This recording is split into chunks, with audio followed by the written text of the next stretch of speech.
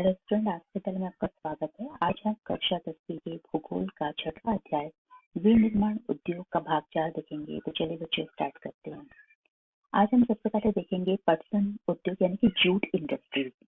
आज हम इसमें सारी इंडस्ट्रीज को पढ़ेंगे, जिसमें कि आज इस टॉपिक के अंतर्गत हम जूट इंडस्ट्री और शुगर इंडस्ट्री यानी कि पटसन उद्योग और चीनी उद्योग के बारे में डिटेल से पढ़ेंगे।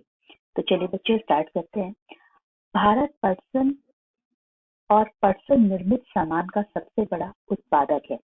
तो इंडिया जो है वो सबसे बड़ा लार्जेस्ट जो होता है वो प्रोड्यूसर है किसका? जूट का। और बांग्लादेश के बाद दूसरा बड़ा निर्यातक भी है।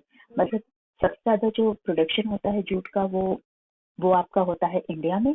और इसके बाद बांग्लादेश के बाद अगर हम बात करते हैं तो वो जो है सबसे ज्यादा यहाँ से वो एक्सपोर्टर भी है। दूसरा सबसे फर्स्ट जो होता है वो बांग्लादेश है और सेकंड जो है वो इंडिया है। वर्ष 2010 और 11 में भारत में लगभग 80% उद्योग थे और इसमें अधिकांश जो है वो पश्चिम बंगाल के हुगली नदी तट पर 98 किलोमीटर लंबी और 3 किलोमीटर चौड़ी एक सकरी मेखला में स्थित है। एक बात बच्चों आप लोग समझिए कि जो पटसन उद्योग है वो मुख्य रूप से कहाँ है? पश्चिम बंगाल में है।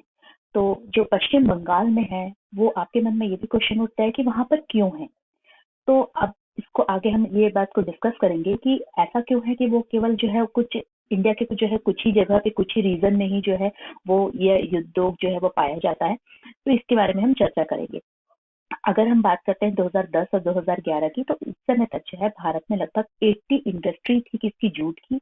और मोस्टली इंडस्ट्री कहाँ स्टैब्लिश थी? मोस्टली जो इंडस्ट्रीज थी वो स्टैब्लिश थी अपने पश्चिम बंगाल में, वो भी हुगली नदी के पास एक पूरा एरिया है जो कि 98 किलोमीटर लंबा है और जो 3 किलोमीटर तक चौड़ा है। और इस एरिया में जो है जूट का प्रोडक्शन होता है।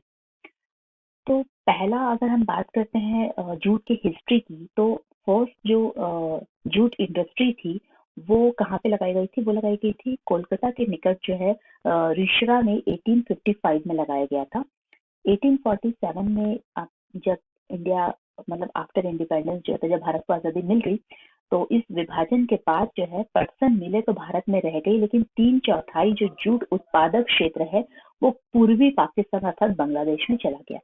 मतलब पहले तो जो है 1855 में कलकत्ता में रिश्रा जो है वहां पर एक बहुत बड़ी जूट इंडस्ट्री लगाई गई थी और जूट का प्रोडक्शन जो है भारत में होता था। लेकिन जब भारत का विभाजन हो गया स्वतंत्रता के बाद, तो जूट का जो प्रोडक्शन था मतलब वो तो भारत में हो रहा है, लेकिन जो इसका एरिया है जूट का वो कहाँ चला गया था? उसका 3/4 एरिया जो है वो ईस्टर्न पाकिस्तान में चला गया था, यानी कि बांग्लादेश में चला गया। अब हम बात कर रहे हैं कि क्यों जूट जो है वो पश्चिम बंगाल में ही मुख्य रूप से पाया जाता है। तो हुगली नदी तट पर इसके स्थित होने के बहुत सारे कारण हैं।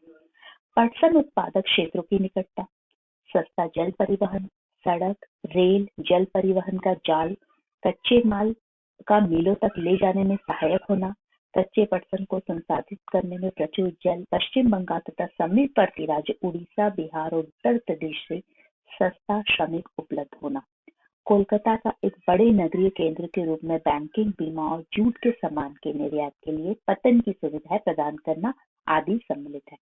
तो किसी भी इंडस्ट्री को डेवलप होने के लिए, जैसे कि हमने पहले पढ़ा है कि बहुत सारे फैक्टर अगर वहां पे होते हैं तो वो इंडस्ट्री जो है वो डेवलप होती है। और पर्टिकुलर अगर हम जैसे कि जूट इंडस्ट्री या फिर शुगर इंडस्ट्री की बात करते हैं, किसी विशेष तौर पर अगर कोई इंडस्ट्री की बात करते हैं, तो उसके लिए जो जो इम्पोर्टेंट फैक्टर होते हैं, जो कारक होते हैं, तो वो जो चीजें लाइक कि कैसी जलवायु चाहिए, एटमॉस्फेयर कैसा होना चाहिए, पानी की अगर अगर उनको उस प्रकार के फसलों के लिए अगर ज्यादा पानी की जरूरत है तो वो किस एरिया में मिल जाएंगे।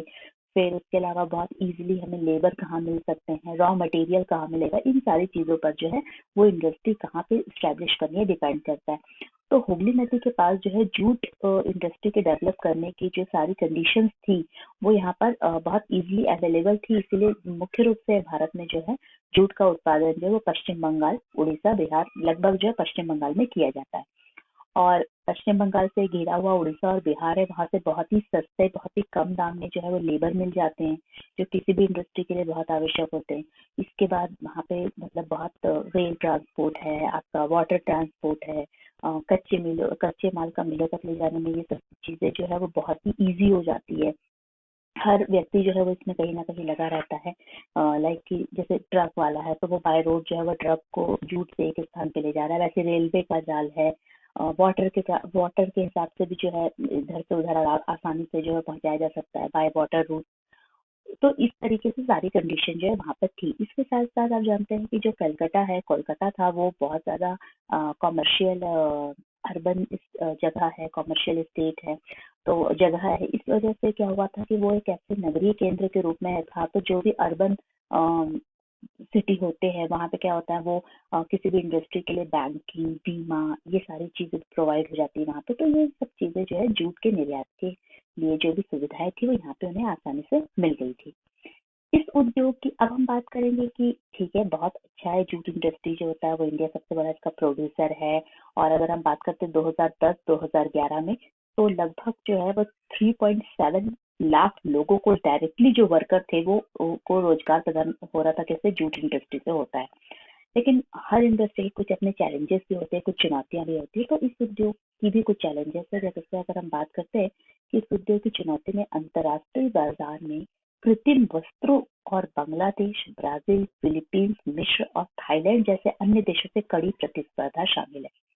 तो जूट इंडस्ट्री को जो सबसे बड़ी चुनौती थी वो ये थी कि इंटरनेशनल मार्केट में आजकल जो सिंथेटिक कपड़े हैं या सिंथेटिक जो चीजें हैं, गुड्स है, उनका बहुत ज्यादा प्रचलन बढ़ गया। और इसके साथ साथ जो है बहुत सारी ऐसी कंट्री है, लाइक कि बांग्लादेश है, ब्राजील है, फिलीपींस है, मिस्र है, थाईलैंड है, इनके साथ उनसे बहुत ज्यादा जो है हार्ड, बहुत टफ कंपटीशन भी अब करना पड़ रहा है। लेकिन एक चीज बहुत अच्छी है कि यद्यपि पटसन पैकिंग की अनिवार्य प्रयोग की सरकारी नीति के कारण इस घरेलू मांग जो है वो बढ़ी है, और मांग बढ़ने हेतु उत्पादन में विविधता भी आवश्यक है।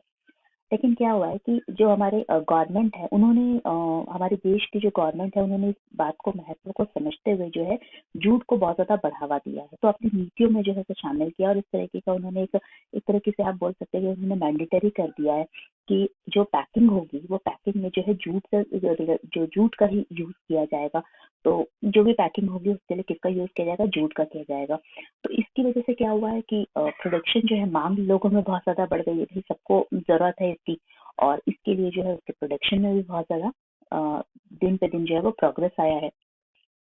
पटसन के जो प्रमुख खरीदार हैं वो देश है अमेरिका, कनाडा, घाना, सऊदी अरब, यूनाइटेड किंगडम और ऑस्ट्रेलिया। बढ़ते वैश्विक पर्यावरण अनुकूलन, जैव निम्नीकरण पदार्थों के लिए विश्व की बढ़ती जागरूकता में फिर से जो है जूट उत्पादों के अवसर को प्रदान किया है।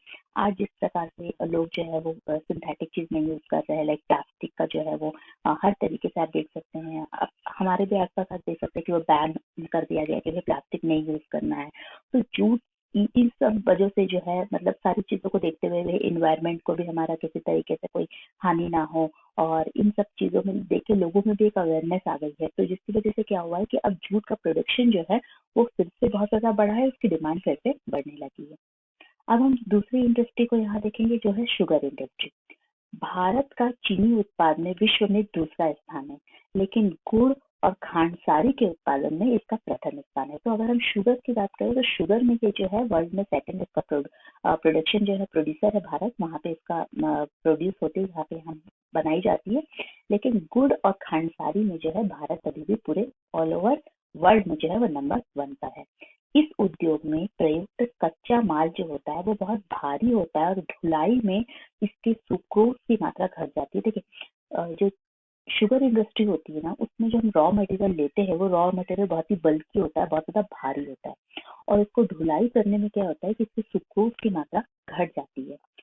चीनी मिल जो मुख्य रूप से वो कहाँ है, वो उत्तर प्रदेश, बिहार, महाराष्ट्र, कर्नाटक, तमिलनाडु, आंध्र प्रदेश, गुजरात, पंजाब, हरियाणा और मध्य प्रदेश के राज्यों में फैली है। चीनी मिलों का 60% जो है वो उत्तर प्रदेश और बिहार में है। मतलब जो 60% जो मुख्य रूप से जो चीनी मिल है वो कहाँ पर स्थापित है, उत्तर प्रदेश में है और बिहार में है। और यह उद्योग जो है वो मौसमी होता है, सीजनल होता है, अतः सहकारी क्षेत्र के लिए उपयुक्त है। तो ये उद्योग मौसमी है, मतलब कि क्या होता है कि चीनी का काम जो होता है ना, वर्ष भर नहीं होता है ऐसा। उसके जो उसका प्रोडक्शन किया जाता है, उसकी कटिंग होती है, और उसमें जो है बहुत ज्यादा टाइम नहीं लगता है। एक बार उनकी कटिंग हो गई तो काम जो है वो खत्म होता है, उसके बाद फिर उनको फिर से जो है वो बनाया जाता है। तो यह जो होता है हमेशा नहीं होता है, मौसमी कार्य होता है। जब मौसम होता है तो उस हिसाब से जो है वो उसको कटिंग वटिंग की जाती है। तो इसीलिए जैसे कि हम सेक्टर की बात करते हैं कि आप जैसे हमने पहले बहुत सारे सेक्टर पढ़े हैं बच्चों की, प्राइवेट सेक्टर होते हैं, पब्लिक सेक्टर होते हैं, जॉइंट सेक्टर होते हैं, कोऑपरेटिव सेक्टर होते हैं। तो इसमें कहा गया है कि जो शुगर इंडस्ट्रीज होती है वो कोऑपरेटिव यानी कि सहकारी क्षेत्र के लिए जो है बहुत ही उपयुक्त सिद्ध होती है। पिछले कुछ वर्षों से इस मिलों की संख्या दक्षिण और पश्चिम राज्यों में विशेषकर महाराष्ट्र में बहुत बढ़ गई है, जिसका मुख्य रूप से कारण ये है कि यहाँ गन्ने में अधिक जो सुक्रोज जो होता है वो पाया जाता है, और ठंडी जलवायु भी जो है इसके लिए गुणकारी है। इसके अतिरिक्त इन राज्यों में सहकारी समितियां भी सफल रही है। जो सहकारी जो कोऑपरेटिव सोसाइटीज वगैरह है वो भी यहाँ पे बहुत ज्यादा उन्होंने भी कार्य किया है, जिसकी वजह से उनको भी बेनिफिट मिला है। और महाराष्ट्र जो है धीरे धीरे जो है वो शुगर इंडस्ट्री में अपना स्थान जो है वो लगातार आगे जाता रहा है। इस उद्योग की प्रमुख चुनौतियां इस प्रकार है।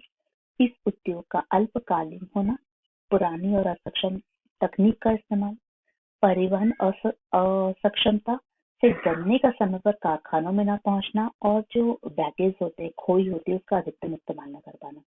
देखिए कुछ जैसे मैंने आपको बताया हर इंडस्ट्री में कुछ चैलेंजेस होते हैं, तो इस इंडस्ट्री का चैलेंजेस ये है, इसमें चुनौतियां ये है कि इस उद्योग जो होता है वो तो एक तो होता है कि बहुत ही अल्पकालिक होता है, मतलब पूरे समय के लिए लोग जो है इसमें इन्वॉल्व नहीं रहते हैं, कुछ समय जो है जरूरत होती है। दूसरी बात होती है कि बहुत ज्यादा अच्छी टेक्निक जो है उसका यूज नहीं हो पा रहा है।